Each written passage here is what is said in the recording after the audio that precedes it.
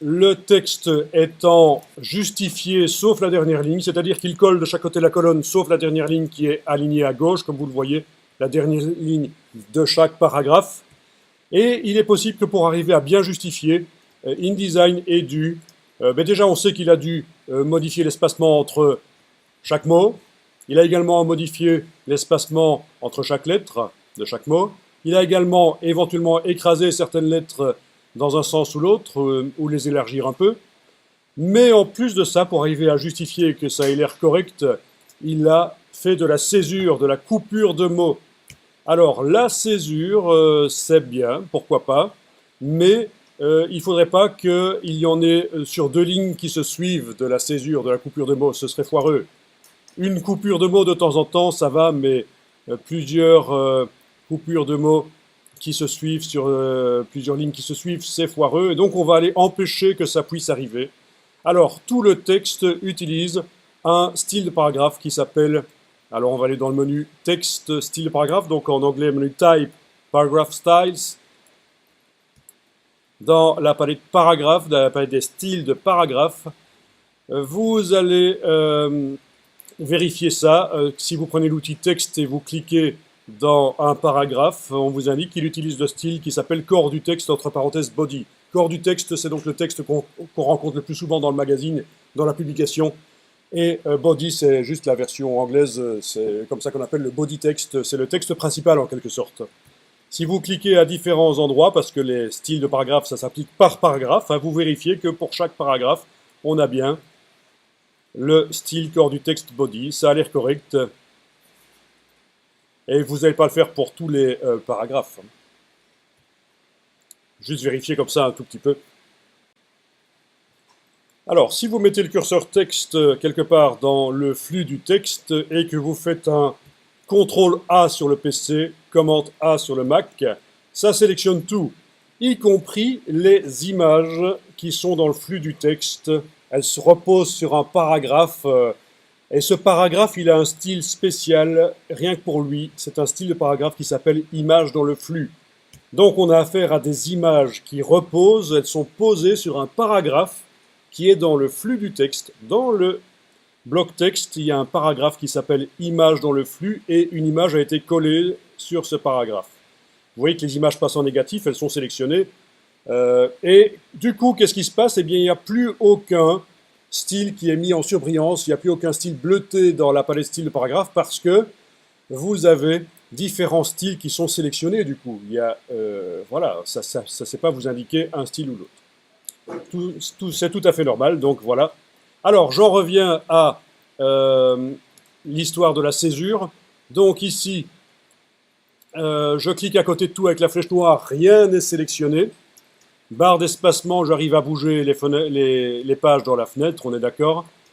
Et on sait que le texte utilise actuellement le style corps du texte. Donc vous avez cliqué avec la flèche noire à côté de tout, on va télécommander l'aspect du texte par les styles de paragraphe. On va double-cliquer sur le mot corps du texte body, ça fait apparaître la palette des styles de paragraphe. Et ici, vous avez ce qui concerne le réglage de la césure, la coupure des mots. En anglais, ça commence par un H, ça s'appelle hyphenation, coupure de mots. Hyphénation, si vous voulez prononcer la franglaise. Ok. Et ce qu'on va faire ici, c'est qu'on va indiquer une limite de césure, mais apparemment c'est déjà le cas. C'est déjà sur 3 chez vous? Oui, mais en fait, non, c'est pas bon ça. Ça veut dire qu'on accepte 3 lignes coupées consécutivement. Donc, on va indiquer limite de césure 1, touche tabulation pour valider ce que vous venez de mettre là-dedans. Voilà. Là, vous êtes certain que normalement, vous n'aurez pas 2 lignes de suite avec un mot coupé à la suite. En mettant 1, vous n'acceptez pas plusieurs lignes coupées. Donc actuellement, quand on est arrivé dans la boîte, là, il était réglé pour accepter 3, jusqu'à maximum 3 lignes coupées de suite, mais c'est foireux, c'est pas bon. Alors c'est pas tout. Vous allez ici également empêcher que le dernier mot du paragraphe soit coupé. Empêcher que les mots en capital, comme les noms de villes ou de personnes, soient coupés, c'est foireux. Empêcher que le dernier mot d'une colonne soit coupé et continue à la colonne suivante, c'est foireux aussi. Donc en fait, il faut décocher tout ça, c'est mieux. Les trois options-là, on les décoche. OK. On va enregistrer le document. Fichier enregistré sous, file, save as. Vous allez l'enregistrer dans le dossier que vous avez mis sur le bureau, le dossier d'assemblage. Vous pouvez continuer d'enregistrer là-dedans, il n'y a pas de problème.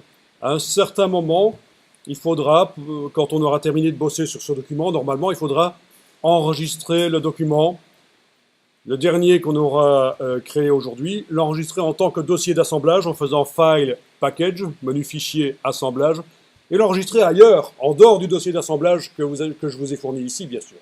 On est d'accord. Vous n'allez pas mettre un dossier d'assemblage dans un dossier d'assemblage. Ça commence à devenir foireux. Par contre, enregistrer un document sous un certain nom dans le dossier d'assemblage où vous avez démarré, ça, c'est pas trop un problème. Celui que je vous ai fourni là. Alors, on va aller sur la première page et on va taper un titre. Alors, actuellement, il y a le titre étymologie, mais on va taper, on va faire un titre plus long. Donc, je vais vous demander d'aller chercher une phrase. Par exemple, je vais aller chercher sur la page de droite ici la phrase qui commence par le terme devient courant à partir de la... Voilà, blablabla. Toute cette phrase-là, par exemple, oui. Avec le point, c'est pas mal. Ça va devenir un titre. Bon, une fois que vous avez sélectionné ça, vous faites un CTRL-C sur le PC, Command-C sur le Mac.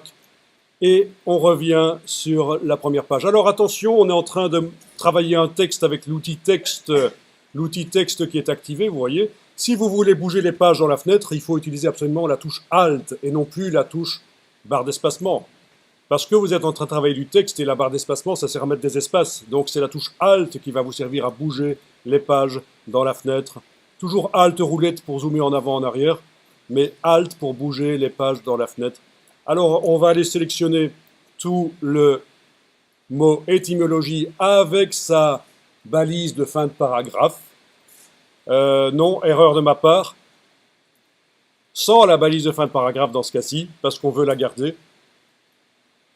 Vous sélectionnez le mot étymologie sans la balise de fin de paragraphe et vous collez, CTRL-V, commande V, et voilà, vous avez évidemment la première partie du paragraphe qui était sur la page de droite qui devient ici un titre. Mais ça ne ressemble pas encore à un titre, mais on va le transformer en un titre. Vous allez sélectionner la totalité du paragraphe avec sa balise, parce qu'on va modifier la taille du caractère, peut-être même la police, on ne sait jamais, on va voir. En tout cas, la taille du caractère, c'est bien, on va modifier ça. Et on veut modifier aussi la balise de fin de paragraphe. Si on oublie de la sélectionner, ça va être foireux. On va se retrouver avec une balise de fin de paragraphe à laquelle est assigné un caractère avec une certaine taille. C'est générateur de problèmes dans InDesign. Donc, vous allez maintenant dans la palette des caractères, menu Type, Character en anglais évidemment, menu Texte, Caractère. On ne va pas évidemment dans la palette des styles de paragraphes, parce que si on modifie corps du texte, ça va modifier tout le texte du document. Nous, on veut juste manuellement faire l'aspect du titre, à quoi le titre va ressembler. Et une fois qu'il sera fait, on créera peut-être un paragraphe pour les titres. Alors, ce sont les titres principaux ici de début de chapitre qu'on va faire. Donc, on va aller faire ça. Faites apparaître la palette caractère, mais également la palette paragraphe qui est juste en dessous. On va avoir besoin des deux, je pense. Palette caractère et palette paragraphe. Donc, les styles de paragraphe, je vais même fermer la palette ici, j'en ai pas besoin. Alors, on va faire en sorte que le texte ne colle plus sur la grille de ligne de base. Parce que voilà ce qui va se passer dès qu'on va commencer à augmenter, ne fût-ce qu'un peu, la taille du caractère. le texte apparaît sur une ligne sur deux, vous voyez, parce qu'il a une taille qui est juste prévue pour se coller sur les lignes, et dès qu'on le fait trop grand, voilà, on a un interlignage de texte 120% de la taille du caractère, 120% de 19 points ici, c'est 22,8, qui ne correspond plus au 21,6 d'espacement de nos lignes de la grille de ligne de base. Donc, on a vu que dès qu'on essaye d'augmenter la taille du caractère, on a un titre qui se met une ligne sur deux, c'est foireux. Donc dans la palette paragraphe, vous avez ici la possibilité de dire que le texte actuellement sélectionné, là, ne doit pas se coller sur la grille de ligne de base. Dès qu'on clique là-dessus, vous allez voir que ce problème de une ligne sur deux disparaît. Mais bien sûr, le texte n'est plus collé sur la grille de ligne de base, mais c'est pas grave. Cette grille là, ces lignes horizontales, elles sont là pour le corps du texte, pour le texte principal du document, pas pour le titre qu'on est en train de faire. Le titre, on n'est pas obligé de le faire coller sur la grille de ligne de base, sinon on s'en sort plus.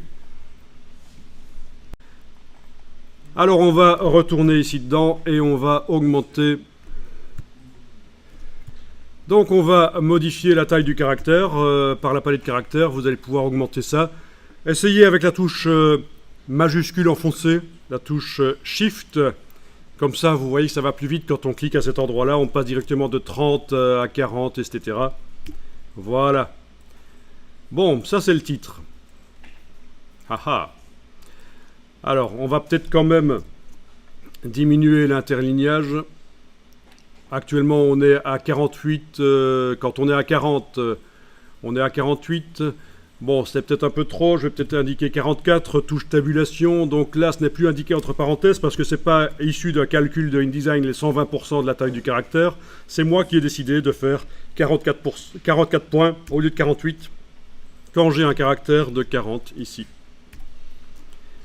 Ok, le titre est trop long. On va quand même le supprimer une partie. À partir du mot ouvrage, je vais sélectionner juste avant la balise de fin de paragraphe. Vous voyez que la balise s'est agrandie aussi. Elle était sélectionnée, elle s'agrandit aussi. Si elle reste petite, c'est foireux. Vous allez avoir des problèmes pour la suite du document InDesign. Il faut absolument, quand on modifie un paragraphe pour en faire un titre, comme ça, que la balise aussi soit modifiée. La même police de caractère, la même taille, le même interlignage et tout. Ok, donc juste après le mot ouvrage jusqu'au point inclus, mais pas la balise de fin de paragraphe, je sélectionne, touche suppression. Et voilà, ça va être mon titre, c'est déjà pas mal. J'enregistre le document, on n'est jamais trop prudent. Je change le nom à chaque fois. Alors à quoi ça ressemble? Eh bien, quand j'active la balise de gauche ici, l'aperçu, et que je zoome en arrière, et que je clique à côté de tout, je vois à quoi ça ressemble. Alors clairement, pour un titre, c'est foireux. Il y a deux problèmes. C'est qu'il s'étend sur... je veux dire, il commence à la colonne de gauche, et puis il termine à la colonne de droite, c'est foireux. En plus, il y a de la césure dans le titre, c'est foireux aussi. Donc on va aller modifier ça. Je réenclenche l'affichage normal. Alors voilà, je vais décider que ça va être un style de paragraphe pour les grands titres. Je vais appeler ça grand titre. Vous cliquez n'importe où avec l'outil texte dans le paragraphe, vous avez le curseur qui clignote. Si vous me posez la question, faut-il tout sélectionner?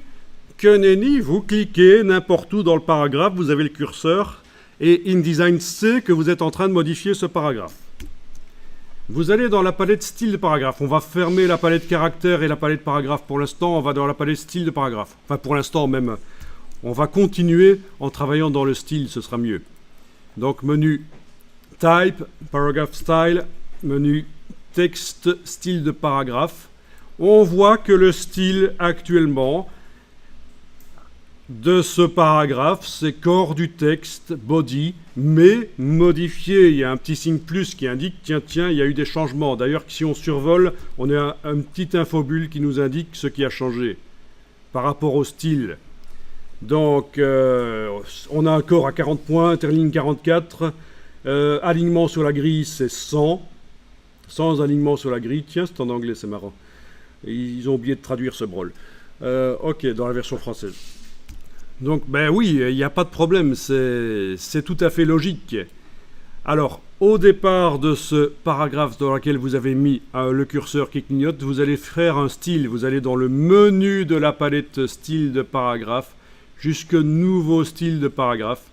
On va l'appeler grand titre. N'allez pas trop vite, ne cliquez pas trop vite sur OK. Grand titre, voilà. Alors, il est créé d'après le style corps du texte. Et ça, c'est très mauvais quand vous créez un style de paragraphe. Il ne faut pas qu'il soit créé d'après un autre. Ça veut dire que le style grand titre va être l'enfant du style corps du texte qui est son parent. On fait du parentage de paragraphe. Et dans ce cas-ci, ça n'a aucun intérêt, c'est mauvais. Donc, il faut toujours vérifier quand vous faites un style qu'il soit indiqué aucun style, non, sauf si vous voulez vraiment faire du parentage de style de paragraphe, mais dans ce cas-ci, on ne veut pas, on simplifie les choses. C'est un style de paragraphe qui va être à part. Alors vous pouvez cocher Apply Style to Selection, appliquer le style à la sélection. Comme ça, directement, le paragraphe qui est en train de générer le style va utiliser ce style. On clique sur OK. Voilà, normalement, vous devriez voir que le paragraphe en question, là, ce paragraphe utilise le style qui s'appelle grand titre. Alors, vous allez cliquer avec la flèche noire à côté de tout. Rien n'est sélectionné. On télécommande l'aspect du texte par la palette des styles de paragraphe. Donc, à partir du moment où on a fait un style au départ du texte, on ne va plus le modifier manuellement par les palettes caractères et paragraphe. On va modifier par le style du paragraphe, c'est logique. On va double-cliquer sur le style grand titre. Et alors, il y a deux choses qui vont être faites ici. Première chose, on va dire que le titre va s'étendre sur 2 colonnes. Donc, en fait, le titre ne verra pas qu'il y a 2 colonnes dans le bloc texte. Actuellement, il le voit, en quelque sorte. Pour parler ainsi, le titre voit qu'il y a 2 colonnes. Il commence dans la première colonne, il termine dans la deuxième. Vous avez ici l'option étendue de colonne. Vous allez dans étendue de colonne, donc c'est column spread, un truc comme ça en anglais, vous confirmez? Span, ouais, ok. Column span. Et ici, vous allez dire disposition des paragraphes, étendue de colonne. Il devrait être indiqué toutes les colonnes. Si vous cochez la case aperçue, elle est peut-être déjà cochée, vous allez voir que le titre derrière, maintenant, se fout pas mal de savoir qu'il y a 2 colonnes, il s'étend comme s'il n'y avait pas de colonne dans le bloc. Et ça peut être bien. On est d'accord ? Alors un truc qui serait intéressant aussi, c'est pas le cas maintenant, mais ce serait de désactiver complètement la césure, hyphenation, dans votre version anglaise du style de paragraphe. Vous pouvez décocher carrément la césure pour qu'il n'y ait plus aucun mot qui se coupe dans le titre. C'est pas plus mal. Ok, on enregistre le document. À partir de là, on peut continuer le boulot. À partir de là, on peut continuer le boulot. Toujours en n'ayant rien qui est sélectionné, je clique à côté de tout avec la flèche noire, je double-clique sur le grand titre et je vais pouvoir changer notamment la police de caractère ici. La police de caractère. Il n'est pas interdit de mettre une police sans empattement, genre Helvetica, bien que ce soit un peu rabâché comme police, bien sûr. Voilà, vous pouvez mélanger pour les titres de une police bâton sans empattement. Et pour le texte, on a des polices à empattement. Vous voyez que c'est du Garamond et sur les lettres, il y a des petites pattes. Ça, c'est une chose. Ensuite, la couleur peut être changée également par couleur des caractères, bien sûr. Voilà. Ça paraît bien.